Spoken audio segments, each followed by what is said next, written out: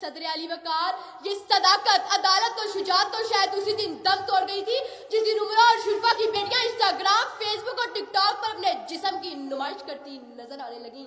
सदर अली वकार, ये वही उमरा और रईस लोग हैं जो किसी वक्त गरीब घराने की औरतों को रोटी के टुकड़े के लिए सरेआम नचाया करते थे। आज इनकी बेटियां सोशल मीडिया पर रक्स करके लाइक्स इकट्ठे करना फैशन समझती हैं। जनाबे अली, आज हम इस जगह पर चल निकले हैं कि वायरल शुदा का एक ठुमका आपकी पीएचडी की डिग्री और रिसर्च की बैंड बजा सकता है। आज पीएचडी होल्डर हाथों में डिग्रियां थामे सड़कों की खाक छानते नजर आते हैं, जबकि बेहया और बेहुदा लोग जुबाने जदे खासो आम है। जनाबे अली, आज हम मस्जिदों में सर कटाने के लिए तैयार हैं, लेकिन मस्जिद जाने के लिए तैयार नहीं।